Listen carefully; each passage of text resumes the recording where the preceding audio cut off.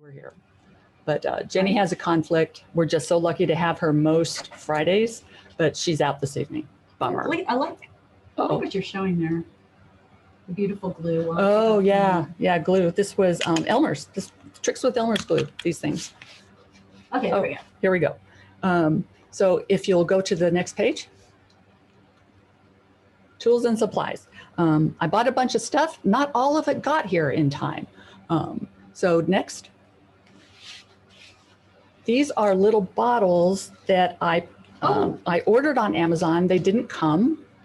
And it's probably fine because they are all the same. All the points are the same. What's so funny? You're going to see that the points are the same because you can't see the bottles. The bottles don't show up. The bottles, there are bottles under the, oh my gosh. Oh my gosh. What happened to our bottles? Okay. So, all right. Technical error number one. They really didn't show up. They really didn't show up. This is an example of the new super transparent bottle. Super transparent bottle. But if you will go live, I will show a bottle. This is what the bottle looks like. They're just small little guys, so you don't have to fill up and dry out and waste a lot of glue. So it is a set of 6 of these with a little metal tip that is something that you might know if you use enamels. You might be familiar with these tips. So I spent $17 not to have them come. But the good news is, next. It's like my heater when we got freezes. Right. They didn't even send my heaters. So this was the little package of goodies that I really, really like. It's less than $12. You get, what, 6 or 8 bottles. You get all kinds of different tips. The little red gizmos on the far right, those are plugs so that you can close up your bottle after you've used it. And the long skinny things are tips to go onto the bottle when you fill it with water so that you can then flush out the different tips. So I like this package a lot. I wish I'd gotten 2 of them, and it's a good deal. All of these links are live. This 30 mil precision applicator bottle link will take you directly to Amazon. Okay.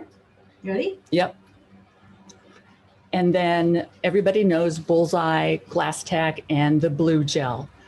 I like to mix these 2 together because the gel to me feels really thick and sludgy, and the Glass Tack pink is, it's like water. So I put them together in about a 50-50 mix, maybe a little bit more pink than 50-50, and that gives me a really nice consistency, and it flows through the tips, and I just really like that. So I'm the only person I know who does this. I don't know if there are any problems with it, but I've been doing this for a long time and it makes me very happy.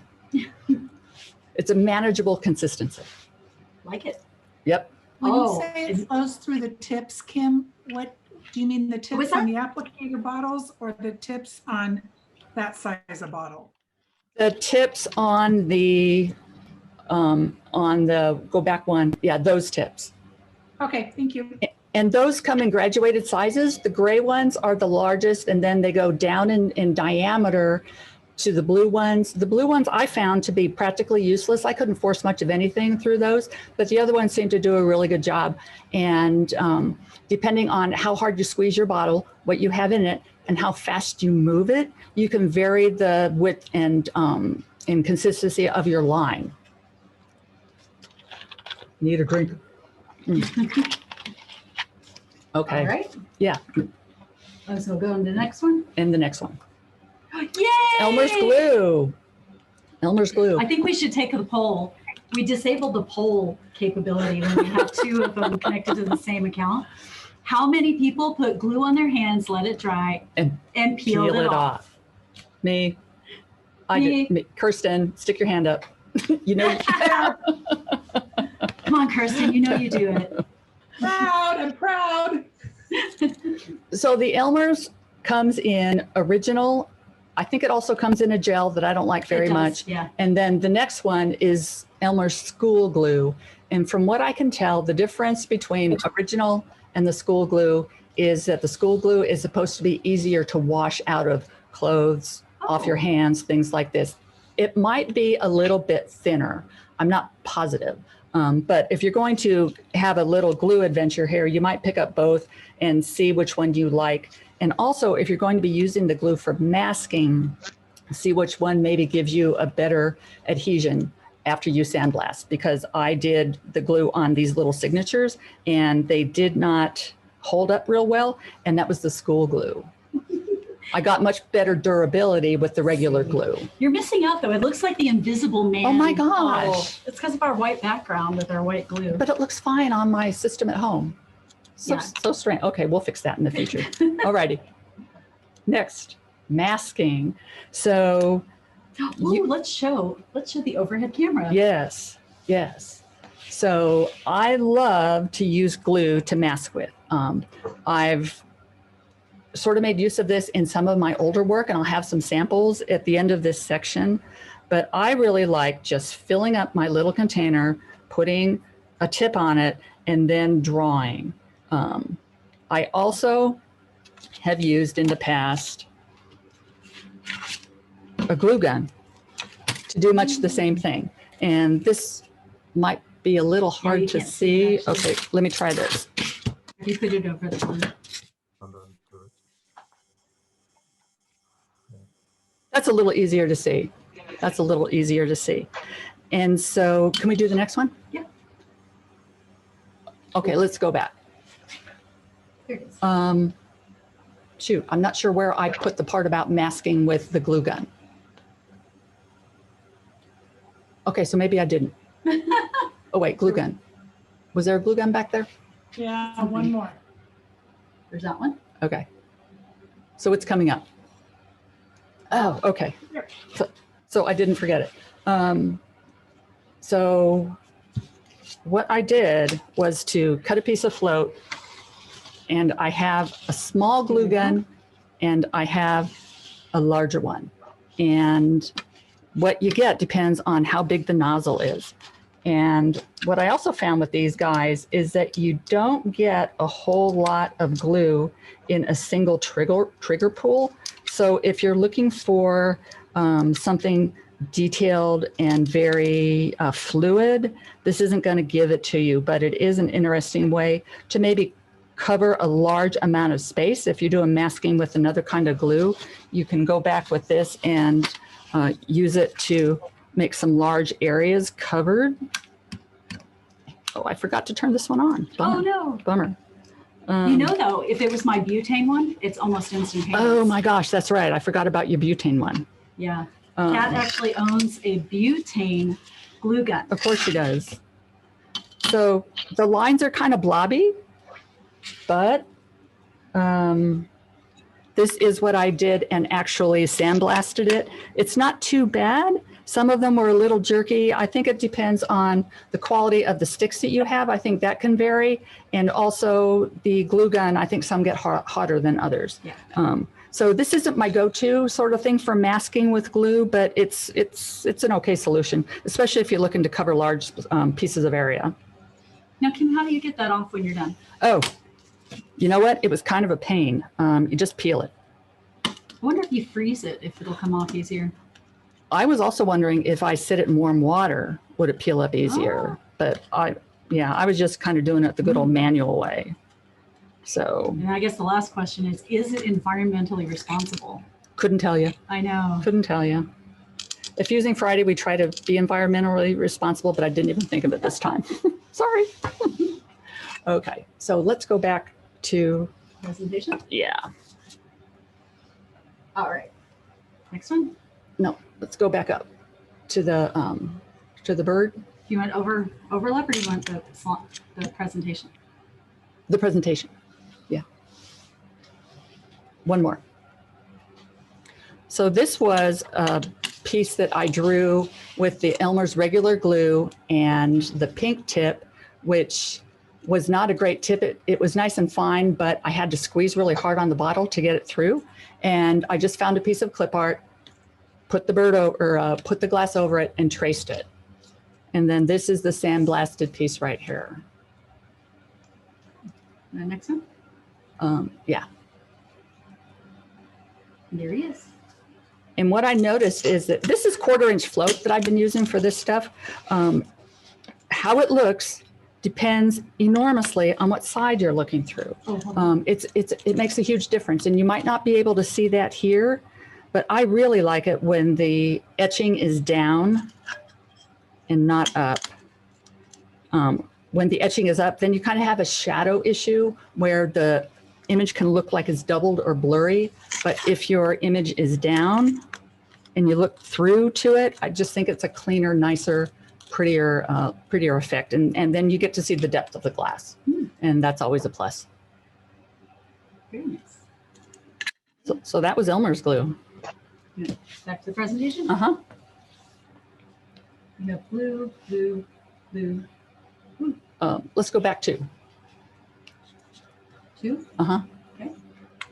So this was the regular school glue. I have been starting to think that maybe it could be thinned just a little tiny bit. It is a little bit sludgy going through the finer tips. And I started at the top with the gray tip, which is the largest bore. And then the green tip is the middle section. Pink tip is a little, it looks like heart attack lines.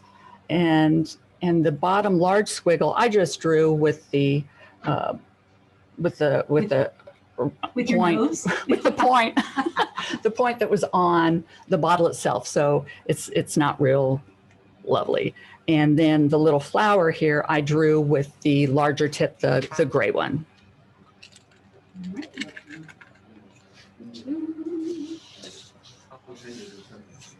Oh, yeah.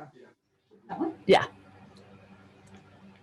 This is actually the kind of work that I have done in the past on my real projects, where I would outline around a device and then mask around it with glue. And then eventually I would cover the rest of the piece with masking tape, take it to the sandblaster. And so I would get a positive image instead of a negative image, which is what some of these other ones are. You show it. Well, the bird is a negative image. Okay. Yeah.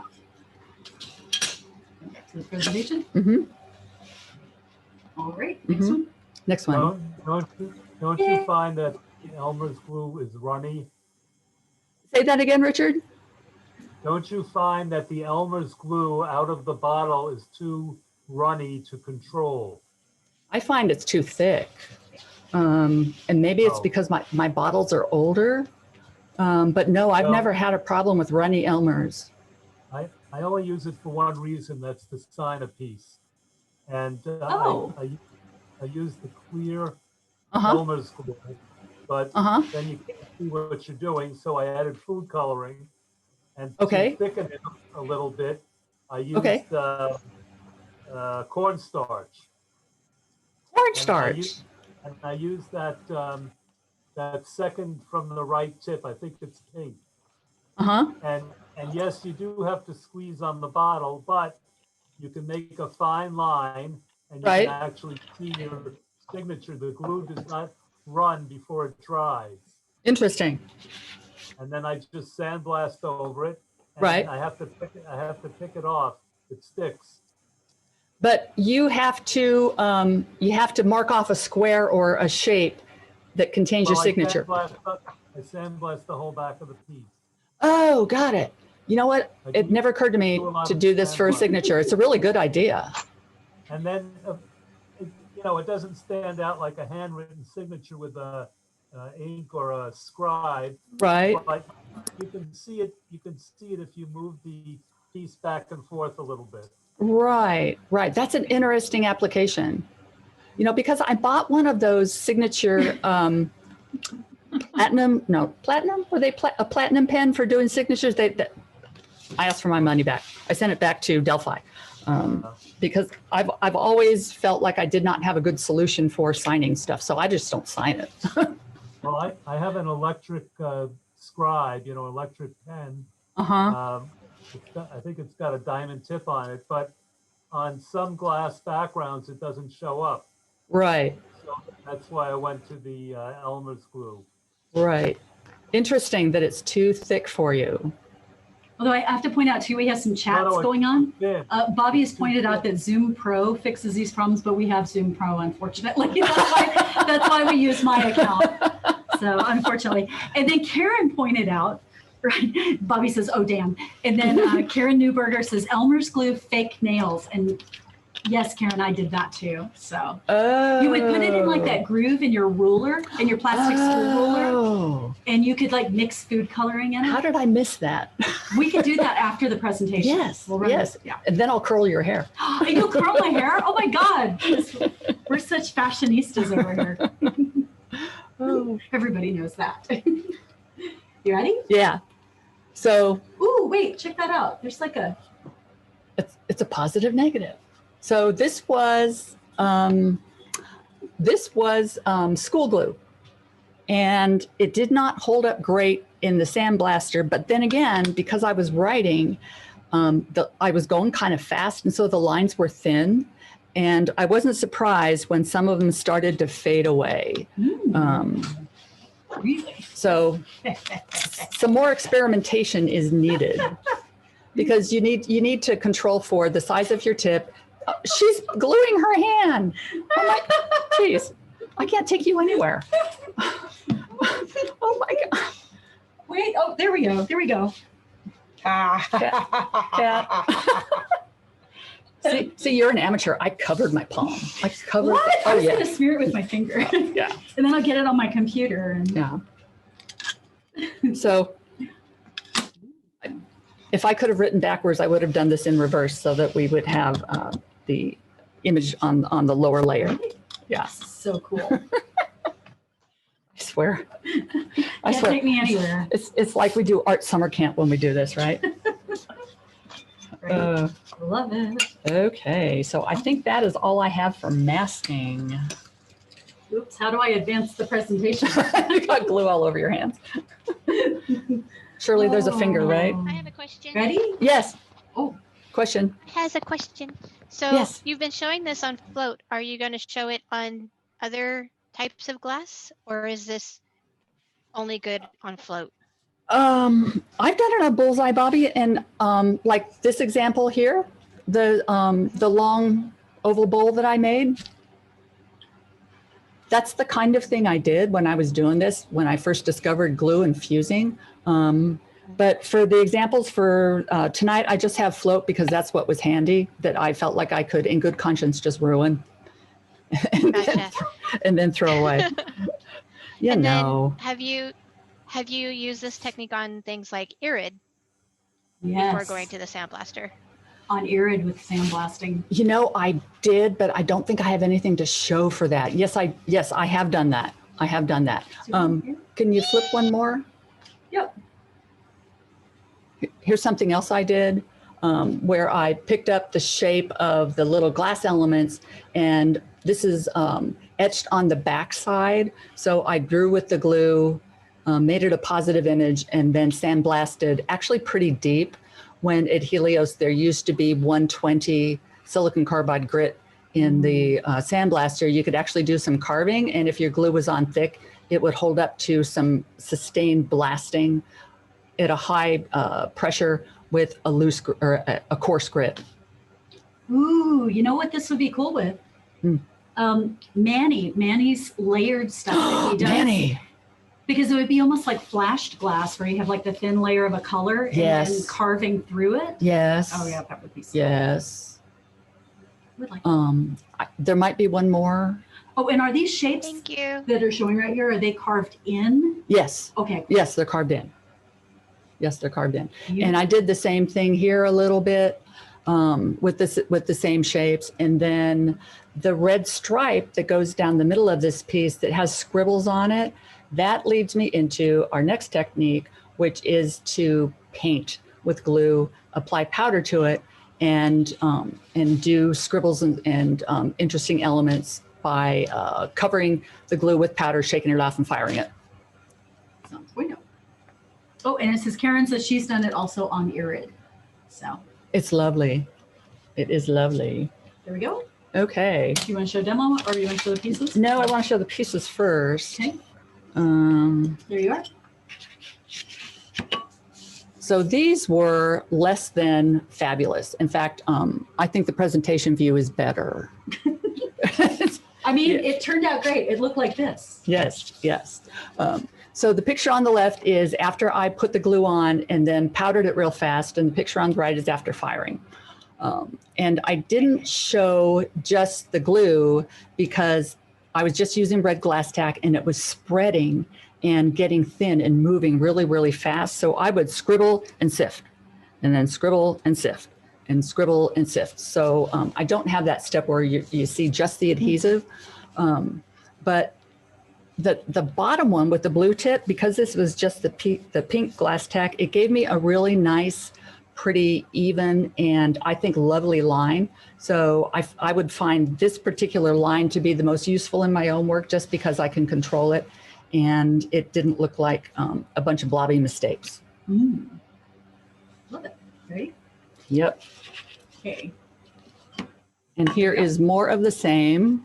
I was mixing the blue and the red glass tack. And again, the bottom tip is the one that I think is the most successful for actually being a useful way to approach line work.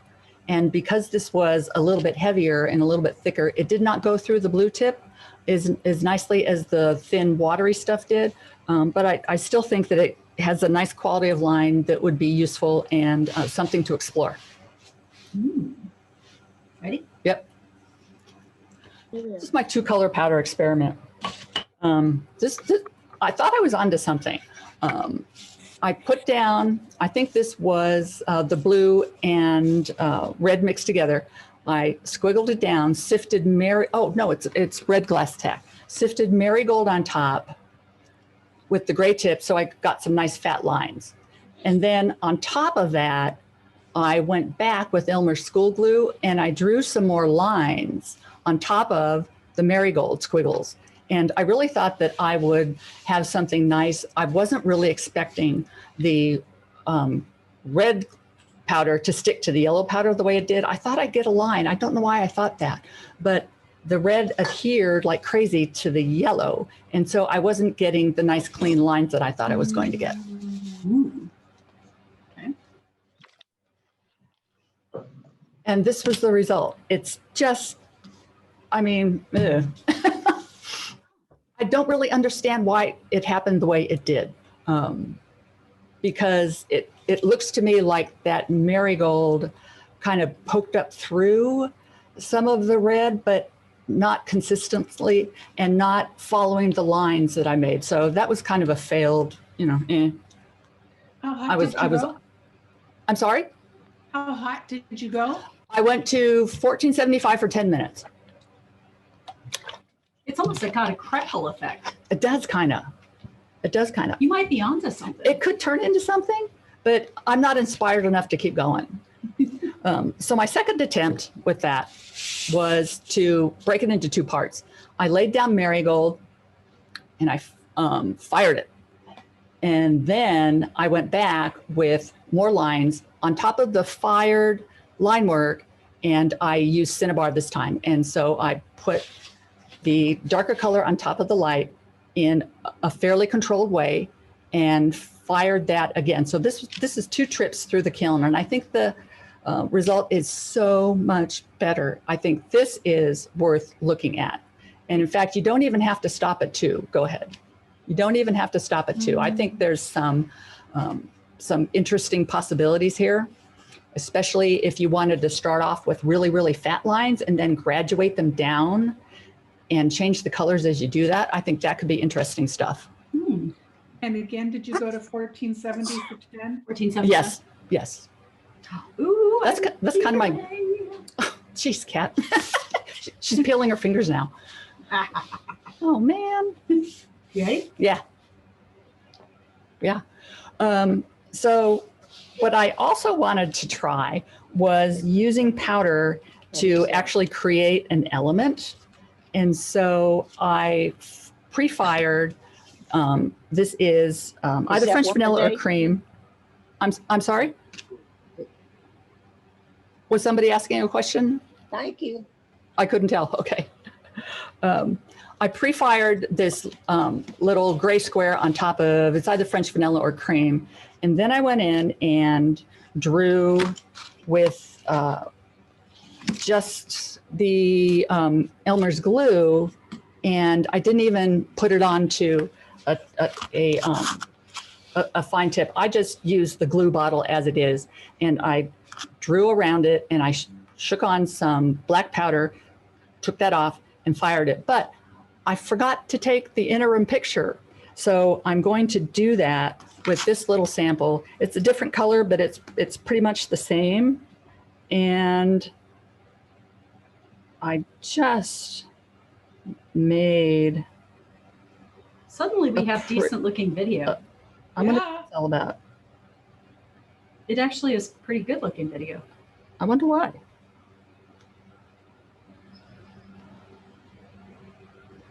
Huh.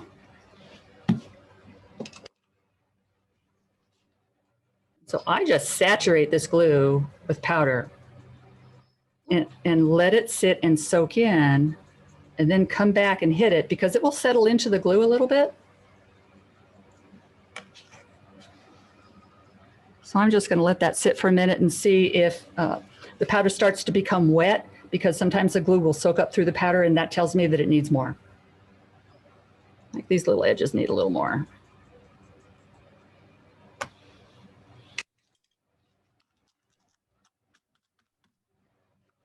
Isn't that cool? Ooh, I just love this stuff. I like that. I do too. I do too. And so with this guy, I threw in just a few little grains of small frit, black frit, to break up the shape and cause a little bit of interest. And then the powder seemed to spread a little bit, and it got kind of grainy and a little kind of mosaic-y. And I really like the fact that it's not a solid black line. It's got some texture to it that I think is really quite nice. So I might play with this some more. Let's see, we have a question. Let's see, do you find that Elmer's glue fires differently than glass tack? I have had problems with Elmer's glue leaving a little bit of residue, but not on this kind of work. When I do stack squares, sometimes the glue gets a little messy, and if the Elmer's is going to bother my glass, it seems to do it in that kind of an application. And the glass tack is, it's probably a better product. It's better for the glass itself. But I was doing this long before there was glass tack, so I have all of it now. So in my upcoming design class, I have some exercises where I set a problem and then do some sketches, and then I actually make a piece to show the students this is how I solve this particular problem. And this is one of them from an exercise that I call this to that, because you were to find something to inspire you and then make work based on that. And all of this was done with glue. This was a piece of, here's the irid. This was a piece of irid that I just drew on with the nozzle from the glue gun. I just did squirrels and shapes and very random things. And I blasted away everything that wasn't covered with glue. This part, I just drew a line, terminated the line, and let a blob form so that these became sort of irregular, organic, interesting shapes. And then on the transparent part, I sandblasted glue. And so it's all glue, but it's three really, really different looks, and I kind of like it. So I might go back and play with this a little bit more. And we have a question from Bobby asked, does Elmer smell different when fired? And I didn't know if she meant like smell different from glass tack or just smell different from when it's like wet. I don't know. I don't know. I never paid attention to it. Yeah. I don't sniff my kiln. And Yeah. and I'm not a super paranoid close kiln watcher, Bobby. So I wouldn't know if it was firing off with a funny smell. So sorry to be of absolutely no help to you. Oh, because Bobby she has a nice little art studio that she's got that's amazing, and she has a small space, so she's wondering if I would think that it's probably less toxic than something like plastic or even the glue gun, the hot melt glue gun. Probably so. I And know, isn't it in some of the pattern bar classes, they use hot melt glue to glue the mold to basically is that glue right? things together. Yeah. I think, if I'm not Yeah. mistaken. And I Yeah. would think, Bobby, especially school glue, I would think that that would be super safe, right? Because you're It seems putting it in the very hands of kids. non-toxic. Yeah. It does say, it says safe, non-toxic. I don't think it's as safe for burning in your kiln in your For sure. studio though. For sure. But it is the #1 teacher brand. So there you go. Yeah. Right. Only it says hot glue is just awful. Yeah. Yeah. I'm not a big fan. And Ooh, so I can put this back. so I will fire this little guy, and then I will post it on our Fusing Friday board Yes. so that you can see what that turned out to be, because I think it's going to be kind of fun. I really like the I black like with the mint green. Right? See, and I'm such a symmetrical person. I could never create something like that, but I love it. I think it's kind of fun. I think it's kind of fun. Oh, hold on. So we have a question. Yes. Let's see. Joseph O'Connor says, what did you mean by sandblasting the glue off the back? You just mean sandblasting around the glue. Yes. Yes. Sandblasting around the glue and then peeling the glue up. Sorry. Good catch. Yeah. Do you ever have to wash it off? Like Yes. soak it? Yes. Okay. And especially with the Elmer's Original, sometimes I have to wet paper towels and let it sit before I can start to lift some of that stuff up. Especially if I put it on really thick, it doesn't come off in the sink. You have to soak it with wet rags. Gotcha. Kirsten wants to know if you're still using the same 1470 for 10-minute schedule or 1475. That is my go-to schedule. I asked Kim one day, I'm like, what temperature do you fire your powder wafers at? And she said 1475. I don't know if, you know. No, I've got a different one for that. Just testing. Just testing, yes. Yes. I gave Christine a schedule that works in my kiln, and she just fried Jenny's powder wafers. But they turned out really cool. No. Those powder wafers turned out looking like little, corals, or they were very organic. I They were wanted to put them beautiful. in jewelry. They were really nice. Oh, there it is. Kirsten says, cook at 350, fire at 1475. Unless you're making cookies. Yeah. And my powder wafers are 1285. Just in case anybody's taking notes. Love it. Yeah. All right. All right. Next. Oh, so the red stripe down the middle is Elmer's glue with black powder on it. And I also threw a little bit of black frit on there just to give it some speckles and some interest and, break up the shape a little bit. So it's a cheap trick, but it always works. And Bobby says cookies are actually 325. I think it keeps them chewier. So Probably so. I think so. All right, ready? Yeah. Yay! Yay. E6000. E6000. So another one of my projects for my design class has to do with powder wafers that I made for one of the exercises. And these are some leftovers that I was messing around with. And ultimately on the piece that I'm going to show, I am going to stack up leaves like this. There's a smaller shape. I want to stack up leaves. I want to kind of step and repeat them 5 or 6 times and then mount them on a rectangular piece of glass. And so I wasn't sure what to do about adhering a powder wafer to a powder wafer and then adhering that to a sheet of glass. So I asked the hive mind at Paul's Facebook group, the Fused Glass Org Facebook group. And I heard from a guy who sent me to a website where he had written this long dissertation on something called sintering. Yes.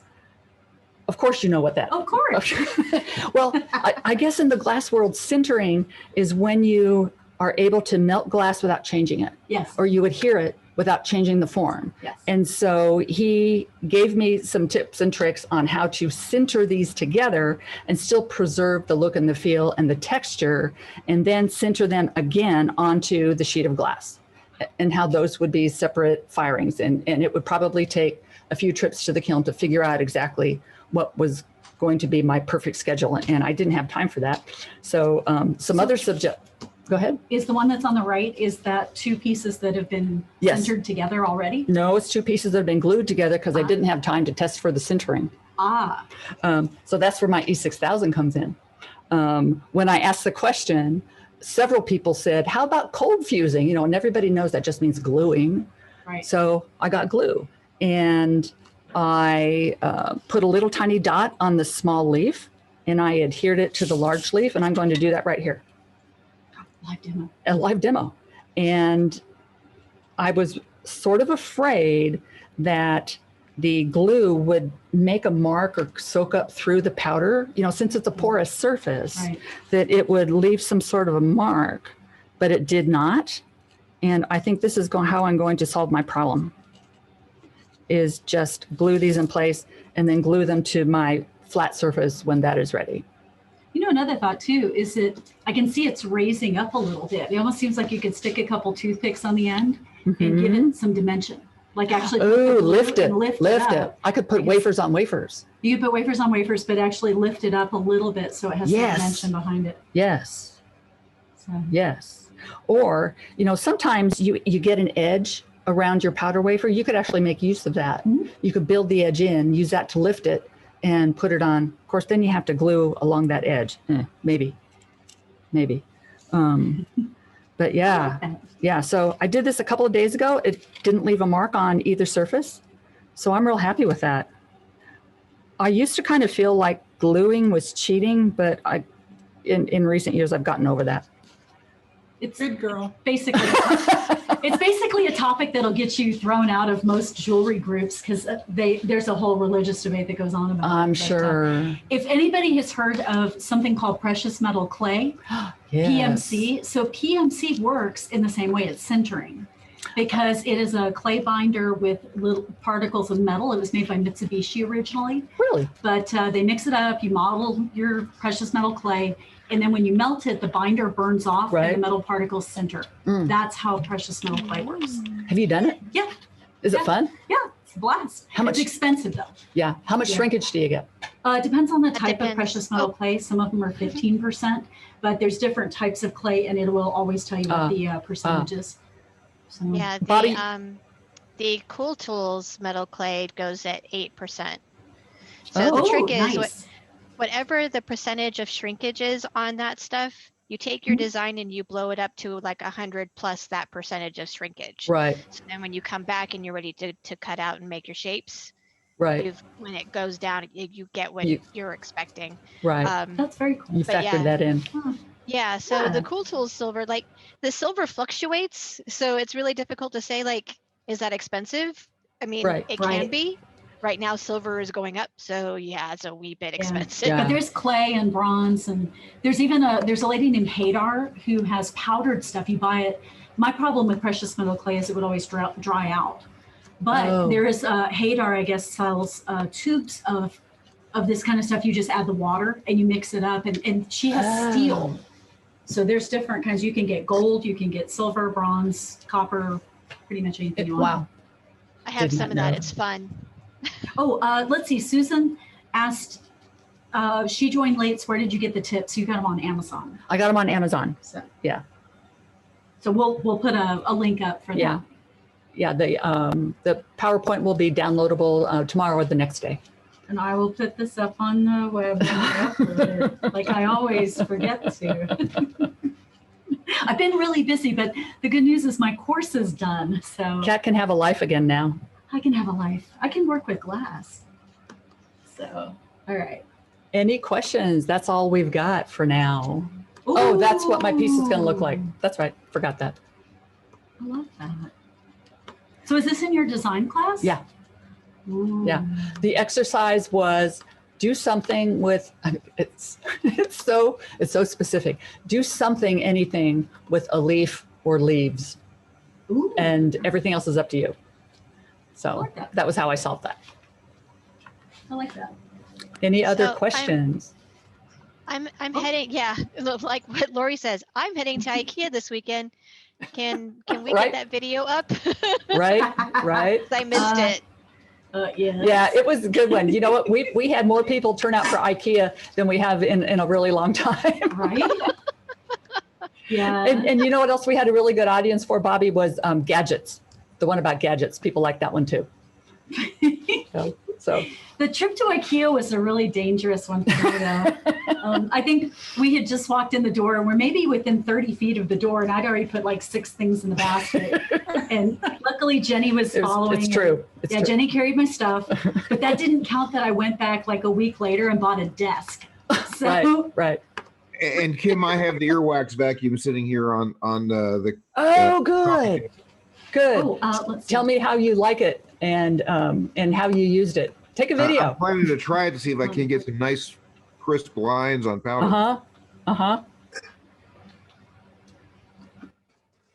I haven't turned mine on and used it since the night that we showed it.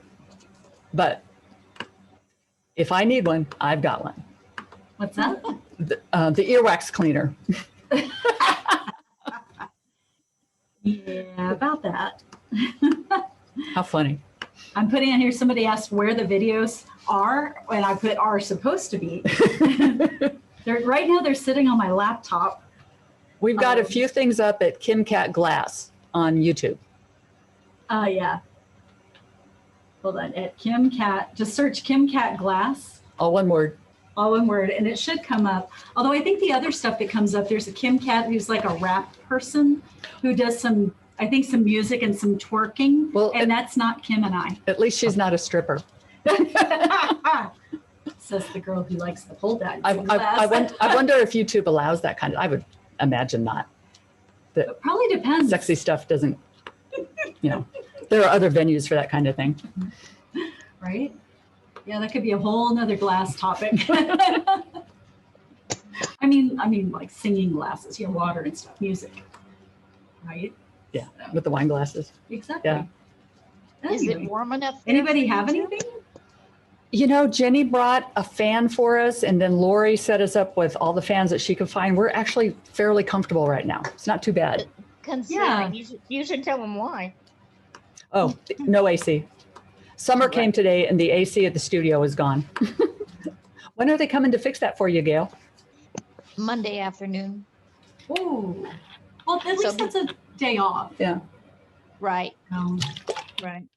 But Yeah. Jenny said that she would leave her fans because she's coming in tomorrow, so it won't be as miserable as it might have been. In fact, I might point out that Jenny's fan actually has a white noise setting and a relax and a refresh and whisper setting. Man, It is the quietest fan. my fan is just high, medium, and low. Oh, Boring. I have a Dyson. One of the round ones Yeah. that has the hole in the middle. Yeah, is it nice? Yeah, it's really nice. I like it. They have hair dryers now, I know. I know. $400 hair dryers. Dyson knows how to move air. They really do. And if you go up, because I spend far too much time on YouTube looking at videos, there is some guy who does a wood turning video where he makes a wooden Dyson fan. Really? It's beautiful. He glues all the pieces together, puts it on a lathe, Uh-huh. and then actually creates I one. love that stuff. Me too. That, and then the ones that are like resin with pencils. Mm-hmm. And then they Turn. Yeah. Yeah. What would we do without YouTube? No kidding. Actually, I fixed an air conditioner before with YouTube. Did you really? I did. I did in Colorado. I fixed a stove. I fixed a stove at Did my you? dad's house. Yeah. See? Yeah. Washer and dryer. I mean, where I'll would bet we- you could learn how to take out your own appendix on YouTube. Disc brakes. Oh, not disc But brakes, let's- drum brakes. But let's Drum not do Drum that. brakes. If you Easy can now. fix air conditioners, why aren't you up on the roof for us, Pat? Yeah. I only know about replacing a blower motor. Okay. So I don't think I could get up there. Remember, I got hit today in the car wash. I saw. You guys saw that. Yeah. I could show the video. Any damage? Any Yeah, damage? there's some damage to the car, and then Bobby and I are super sore. I'm a little loopy today. So let me see if I can send it Only over. today? What's that? I said only today. Oh, excellent point. Yeah. I think loopy is your native state. And I mean that in the best way. I know. Me I too. know. Miss Hold Blue on. Girl. Can I send it over? I'm going to send it over. Let me see if I can bring it up. You guys want to see Kat's car getting hit in the car wash? How does that even happen? Aren't they regulated? Well, there was a lady who hit. She was, I guess, stepping on the gas instead of being in neutral. Let me see if I can share this real quick. It's kind of fun. Here we go. She couldn't see. There was soap on her window. Can you guys see it? You can see it. Yeah. Okay, here we are. This is, luckily they had 53 cameras at the car wash apparently that take video. So here we go. There we go with our little car. And then watch the lady kind of hauling ass behind us. See, nobody behind us. And then here she goes. And she like runs right into us. Wow. Dang. So, yeah, that happened today. So she wasn't in neutral and she couldn't see you. No, in fact, she just got back from the title office because she had just registered her car. She had paper plates. Oh man. But well, Are you we're sure mostly you okay. didn't stop at a bar and But this is the celebrate? second time in a year we've been rear-ended. I think it's time to trade the car in and get a Tesla. Yeah. I mean, that's the only remedy I can think Well, of. she would have hit a Tesla too. True, very true. Or maybe one of the new EV Hummers, then no damage will happen. Wait, what is it? The Hummer has a new electronic, there's a new EV Hummer. They are gorgeous, and don't they go up? They go up a mountain or up a hill sideways, if I'm not mistaken. The new Hummers, they're pretty beautiful. incredible. Yeah. And I There's another think, I one don't know for sure, that's a But I solar think car it's- that Bobby actually put a deposit down on. Really? Yeah, it's Oh, like a that's- 2-seater solar. It's like you don't even plug it in. Serious? I think it's about 26 grand. I think the pretty Hummer's crazy gonna be a stuff. limited edition. Anyway, Didn't Hummer go out of business? they did. Yeah. I But they're think they were back? acquired by somebody else. They're back just for the electric, I think. Yeah, and then GM is Oh. supposed to have a lot of electric coming out. Uh-huh. And then the GM's Mustang, going up- there's an electric Mustang Right. that's already out. Right. GM's going 100% electric. Nice. Wow. My son works there, actually. Really? Yeah. Will you be able to charge these cars at home or do you have to have Yeah. access to one of those units? I can actually tell you that there are different ways, just because nobody probably even cares about it. So we have learned, so if you're in a Tesla has a charging network. Uh-huh. And so when you get in the car and you say, I want to go from here to Denver, it basically tells you where you need to stop at Tesla recharging stations and for Oh, how long you're going to stay. that's nice. Apparently, everybody else has a different charging network. Right.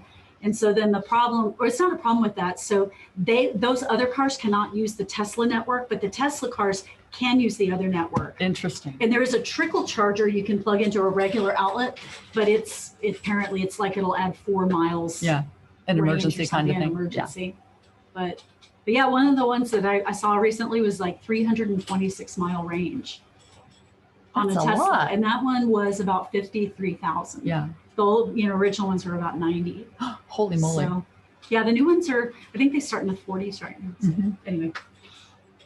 Because Bobby I've asked me, never he been said, in a Kat, when you Tesla. finish your course, what do you want to do? And I said, I want to go test drive a Tesla. So we test drove one, and that's it. I'm done. Kim, if you haven't ever been in a Tesla, Me neither. I rode one What's of my clients had the $110,000 sedan one. Yeah. And it was Oh, I mean, it was like being in a high performance vehicle. I couldn't believe. Was it really? Yeah, Did it have a lot of get up and go?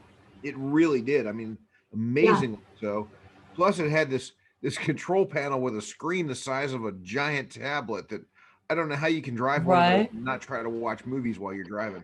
Oh, wow. oh, in fact, there is a mode called karaoke. Well, it's karaoke. It's karaoke mode. And so we accidentally ended up on that with Rammstein songs because, we listen to German heavy metal. But so it came up on the screen. It has the words so you can sing along, but it says not for the driver, only for the passengers. Oh So we were singing like, du hast, du hast mich gefragt. So it was James Corden that started this, right? Maybe. With carpool karaoke? I think so. But being an editor, I saw that it said karaoke, and I'm like, they misspelled that. I was so offended. and it ended up it's karaoke. So, but yeah, there's like nothing on the dashboard. Nothing. That's amazing. It's pretty cool. I liked it. Yeah, someday a girl can dream. Mm. Oh, I do have an update on a 3D print. Here, we can show. This is what happens when you decide you can print your own remote control holder for your bed. Are you done? Did you change it? Hold on. And of course I can't hear. We have problems with microphones tonight, so let me see if I can get hooked up here. Okay, so here's the update with the 3D printer, because I decided in the bedroom, we needed, oh shoot, you can't see it. Hold on. There we go, switch. Okay, so I decided to make a remote control holder for 2 Apple remotes and a TV remote. And then Kim and Jenny pointed out that it looks like a cassette, like an old-fashioned cassette, but it's huge. And I printed it in a, what do you call it, like a draft mode? Yeah, just to get the size. And then on the back, I put these things for those, the Velcro, for the Velcro, for the 3M Velcro strips. So, but I think it took about 10 hours to print. The technology queen strikes again. You just start printing things you really don't need. You have got more gadgets and stuff than anybody I know. Yeah, I mean, a butane glue gun, right? Right. Oh, good night, Bonnie. Yeah. So Bobby said if I clean the garage, he'll get a Tesla. I see where he's going with this. He just wants me to clean the garage. And then he'll yank it out from under me and say, no Tesla for you. I've seen your garage. That would be like a multi-year project. Yeah. Because garage sales would be involved and all that good stuff. Oh, yeah. Or I just give it all away. So, yeah. So it looks like Laura Robbins is heading out. Good night, everybody. We're still here. Thanks for humoring us. Yeah, we got to get the sound figured out. We haven't done this in so long. The sound was all screwed up tonight. Was the last time we did this with Renee and her group in Corvallis, Oregon? Was that October? Maybe. Maybe October? Yeah, maybe. It was sometime in the fall.